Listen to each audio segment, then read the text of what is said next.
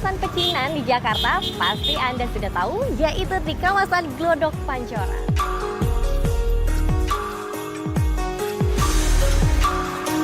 Ini adalah salah satu makanan tradisional untuk malam tahun baru Imlek.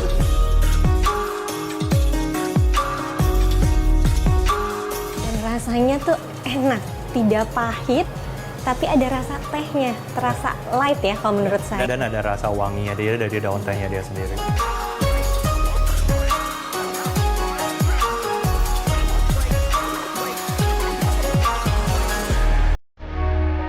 Lawang Surya Kencana.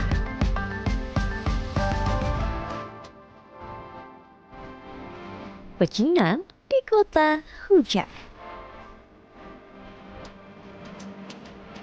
Hewan mitologi etnis Tionghoa.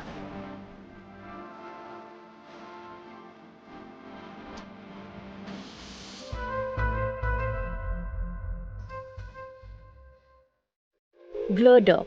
Lokasi tersebut biasa didatangi untuk sekedar berbelanja.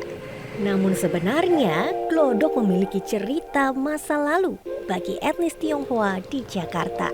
Kawasan pecinan di Jakarta pasti Anda sudah tahu, yaitu di kawasan Glodok Pancoran. Tapi tahu nggak sih kenapa namanya Glodok? Lalu kenapa orang etnis Tionghoa semuanya di sini?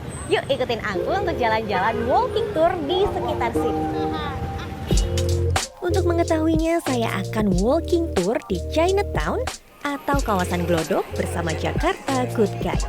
Indra, pemandu wisata kelompokku, mengawali cerita tepat di depan Harko Glodok yang dahulunya ternyata penjara khusus bagi etnis Tionghoa.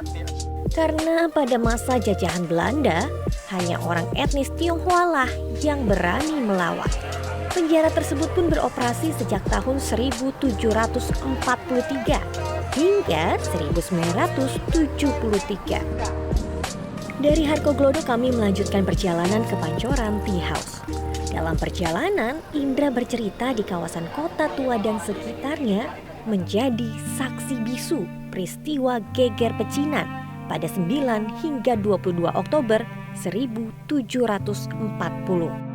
Masa itu, VOC melakukan pembunuhan massal etnis Tionghoa yang menewaskan sekitar 10.000 orang akibat krisis ekonomi dan politik. Mayatnya pun dibuang ke Kali Besar atau Kali Angke yang berarti merah akibat pertumpahan darah. Etnis Tionghoa yang tersisa akhirnya lari dan menyelamatkan diri ke kawasan Glodok. Nah, kenapa namanya Glodok? Jadi waktu zaman Belanda, Jalan Hayam Wuruk Gajah Mada itu, kawasan itu namanya adalah Molenvliet. Molenvliet itu artinya adalah kincir air. Nah, kincir air itu terbuat dari kayu yang kalau dia muter bunyinya berisik banget karena ada suara air yang gemericik. Namanya dikombinasi gerojok-gerojok dan dok-dok-dok. Gerojok-gerojok, dok-dok-dok. Jadi Glodok. Memasuki kawasan Glodok, Pancoran Tea House ini menjadi pemandangan pertama yang terlihat. Dahulunya, bangunan tersebut ialah Apotek Chunghwa yang dibangun pada tahun 1928. Dia menyediakan teh di depan rumah 8 teko. Karena Pak itu 8. Boleh. Jadi yang lalu lalang boleh nyicipin tehnya. Tehnya ini namanya teh Nusantara karena dia random. Setiap hari bisa beda rasanya. Dalam lorong satu jajaran Pancoran Tea House, banyak sekali ditemukan toko obat tradisional Tionghoa atau herbal yang langsung diimpor dari Tiongkok. Contohnya saja nih, Tai Sheng Ho sebagai toko obat tertua di Jakarta. Nah, jadi si toko obat ini masih bertahan sampai sekarang, walaupun isinya semua udah kesepuan. Udah tua-tua semua yang jaga di situ. Makanya sejak pandemi mereka tuh cuma nunggu di depan terima resep. Jadi nggak bisa ke dalam masuk. Kalau dulu kan ada Shinsei. Nah, kita bisa konsultasi sama Shinsei. Kami pun melanjutkan perjalanan ke seberang, yaitu Petak 9. Asal muasal Petak 9 dikarenakan lokasi tersebut hanya terdapat 9 petak rumah.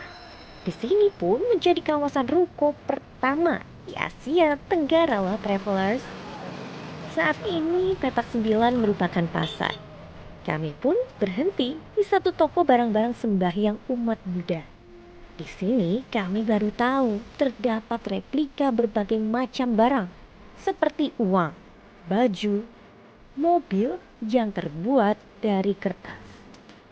Nah, jika seseorang meninggal, maka keluarga akan membeli replika berbagai macam barang yang dimiliki oleh orang yang sudah meninggal tersebut. Replika barang pun akan dibakar sebagai tanda bekal untuk orang yang meninggal. Saat kami singgah di Wihara Dharma Bhakti, terdapat replika rumah yang terbuat dari kertas dan beberapa umat Buddha yang sedang membakar replika uang. Wihara Dharma Bhakti ini dibangun pada tahun 1650. Tuan rumah wihara ini adalah Han Tan Kong atau Dewa Rezeki. Sejarah pecinan menjadi catatan penting untuk masa kini. Menarik kan travelers menelusuri pecinan Jakarta dengan cara walking tour.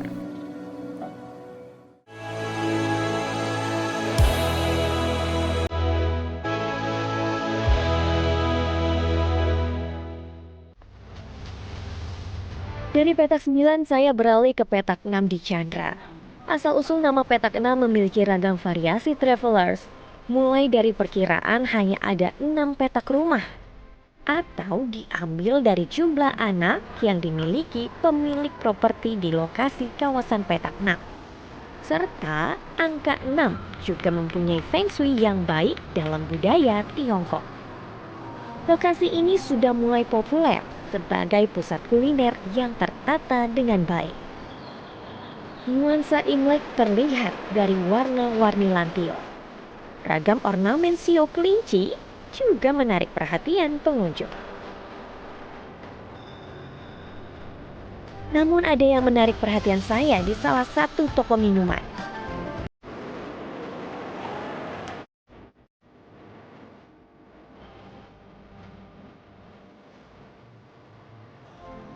Halo, silakan. Halo, Bisa dibantu? unik sekali. Ini teko dari Tanah Liat. Ya, semua teko yang sini semua khusus dari Tanah Liat.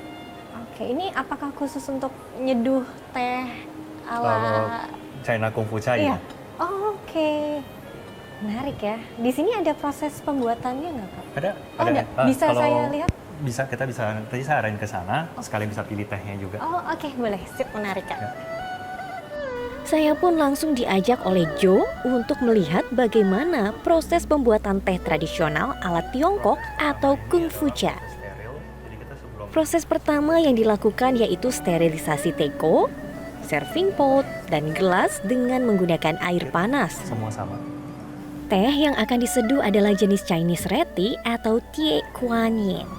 Takarannya sepertiga teko atau menutupi dasar teko. Teh diseduh dengan air panas dengan suhu sekitar 90 derajat Celcius. Seduhan pertama tidaklah untuk dikonsumsi, melainkan untuk membersihkan dan membuka kelopak daun teh. Setelah itu, teh barulah diseduh sekitar 20 detik. Lalu dituang ke serving pot. Kenapa dari teko harus ke serving pot? Serving pot ini dia gunanya untuk menyamakan semua rasa. Jadi kalau misalnya ini ada 2 gelas, nanti gelas pertama kalau kita tuang dari teko pasti akan light. Nanti rasa kedua dia pasti akan lebih strong. Kalau misalnya ada gelas ketiga, keempat, nanti rasa keempat pasti yang paling pahit. Karena dari paling bawah ibaratnya Ya, dari paling bawah. Jadi ini adalah filosofinya agar semua gelas namanya gelas keadilan. Biar semua dari gelas pertama sampai gelas akhir semua dapat rasa yang sama.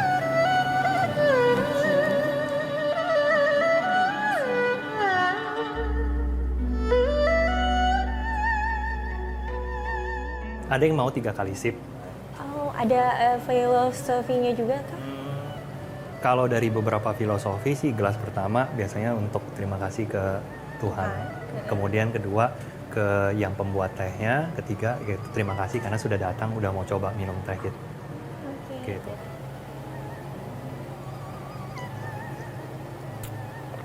Nah, sudah 3 kali seruput ibaratnya dan rasanya tuh enak, tidak pahit, tapi ada rasa tehnya, terasa light ya kalau menurut saya. Dan ada rasa wanginya dia dari daun tehnya dia sendiri.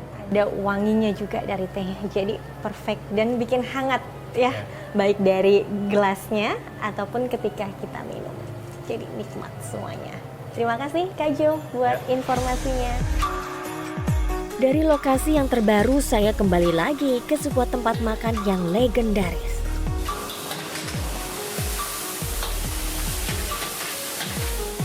Wong Fuki sudah ada sejak tahun 1925. Saya memesan ragam menu yang biasanya juga dihidangkan pada malam tahun baru Imlek. Contohnya saja teripang atau hoi sop dan mie. Sedangkan pelengkapnya ayam rebus dan udang goreng mentega. Saya penasaran dengan teripang yang saya lihat sebelumnya di petak 9. Jika di petak 9 saya melihat teripang yang basah atau masih fresh, di restoran ini saya melihat teripang yang dimasak dari teripang yang sudah dikeringkan, sehingga warnanya lebih gelap pekat. Teripang ini dimasak dengan cara ditumis bersama saus bawang putih kental dan dicampur jamur atau abalone. Bagaimana ya rasanya jika sudah dihidangkan?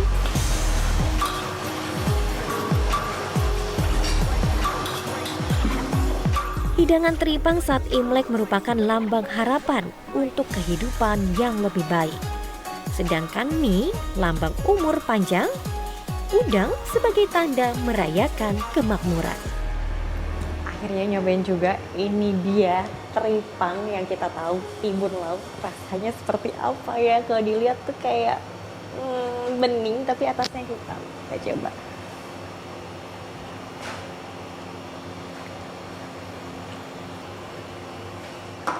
Iya, rasanya tuh kayak seperti kikil, teksturnya padat, jadi ketika digigit kenyas di mulut, rasanya nggak ada. Jadi rasanya itu kita dapatkan dari kuah masakan ini atau sausnya. Di sini terasa dari kuahnya itu ada rasa jahenya, jadi rasa-rasa Chinese food yang nikmat dan mantap pokoknya. Kita pakai nasi. Teripang terkenal memiliki protein tinggi dan kadar lemak yang rendah. Teripang juga mampu menstabilkan kadar gula darah sehingga dapat dimanfaatkan oleh penderita diabetes. Mengkonsumsi timun laut ini juga berfungsi menjaga kesehatan jantung, menurunkan tekanan darah, dan meningkatkan kepadatan tulang.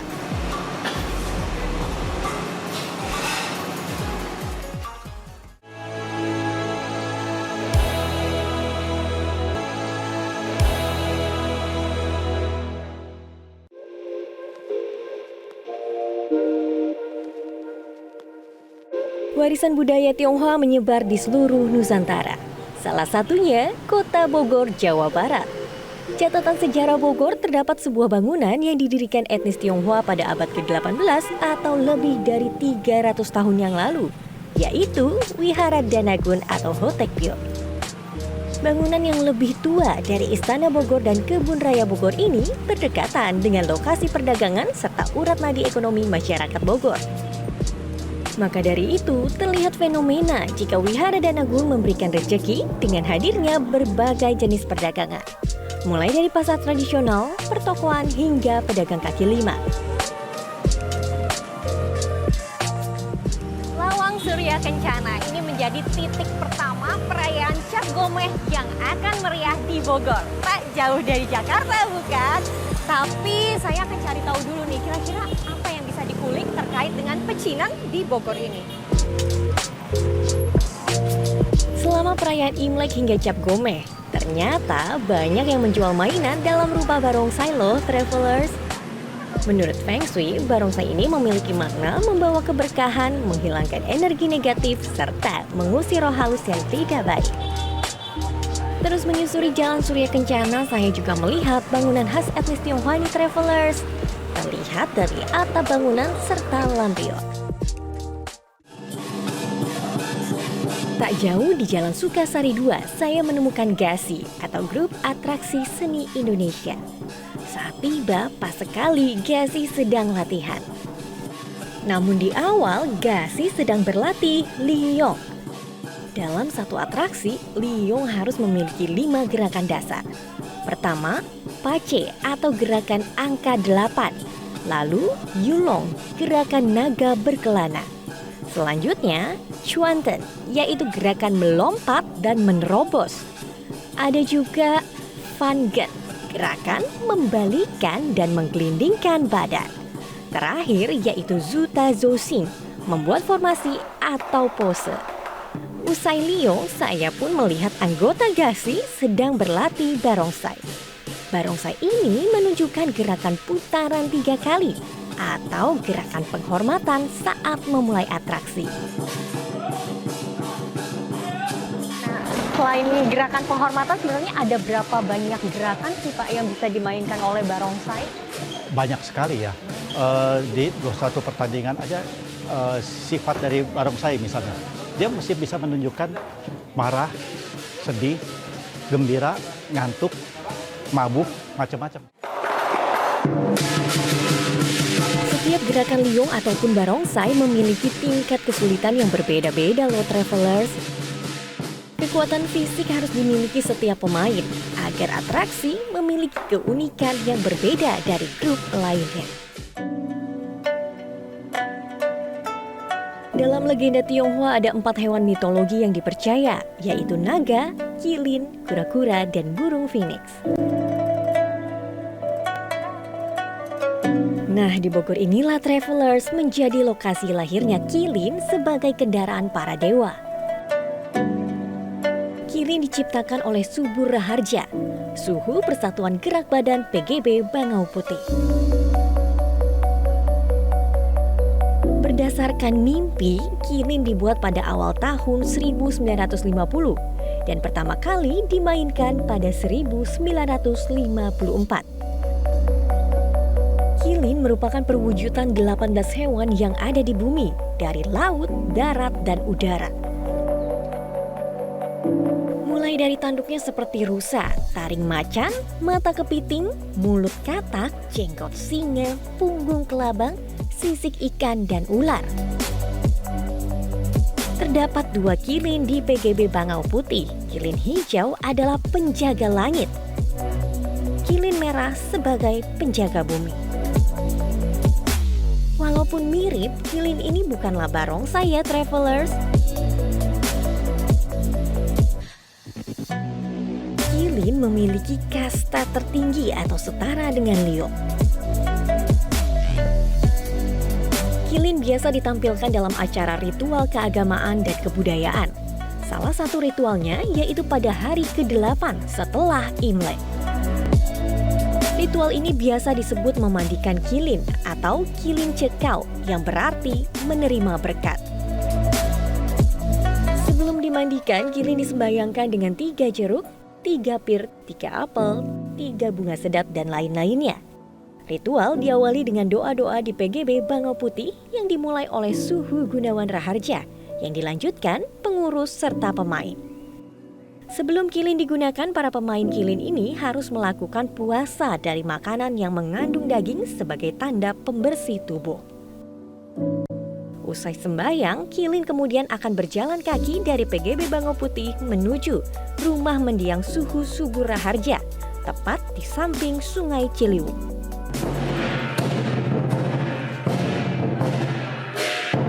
Menuju lokasi tempat pertama kali diciptakan, kilin berjalan melalui jalan roda. Lalu melintasi jembatan menuju jalan Pulau Gelis. Sesampainya ritual pemandian kilin pun dilakukan. Ritual harus dipimpin oleh Gunawan Raharja, Suhu PGB Bangau Putih yang merupakan putra dari Suhu Subur Raharja. Suhu membakar replika uang untuk dewa-dewa, membacakan doa, dan 2 kali memercikkan kepala serta buntut kilin dengan air sungai Ciliwung.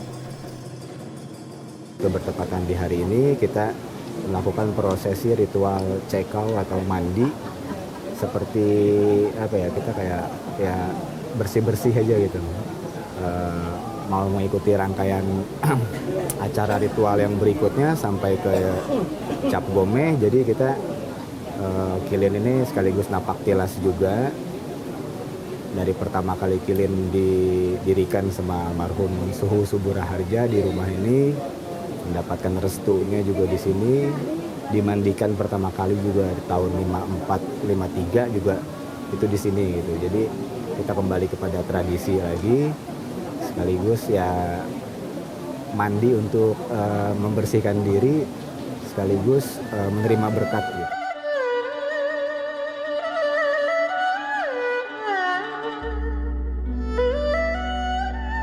Usai ritual, Kilin lanjut ke Pankobyo sebagai kelenteng tertua yang ada di Bogor.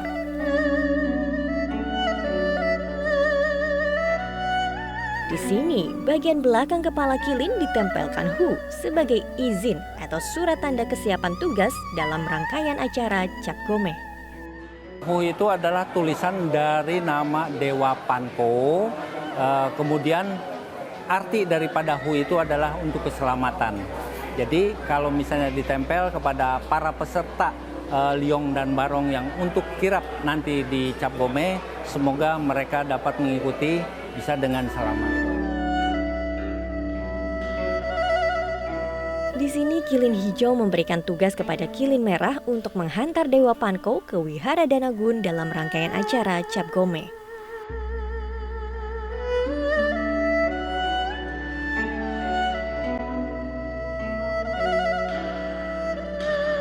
Setelah dari Pankobyo, Kilin beranjak ke Wihara Danagun.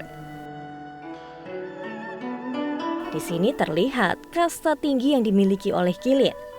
Seluruh barongsai dan liong yang melakukan pai-pai atau tanda penghormatan kepada Kilin. Setelahnya Kilin masuk ke dalam wihara melakukan penghormatan kepada setiap dewa.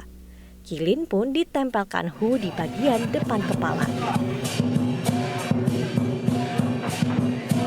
Setelah selesai rangkaian, Kilin menunjukkan aksinya yang jelas berbeda dengan barongsai dan liong.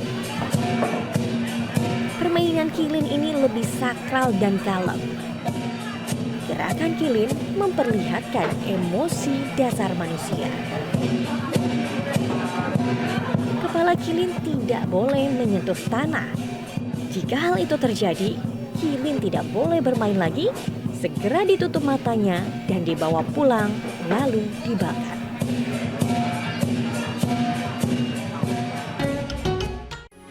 Metro TV. Jelajahi cara baru mendapatkan informasi. Download Metro TV Extend sekarang.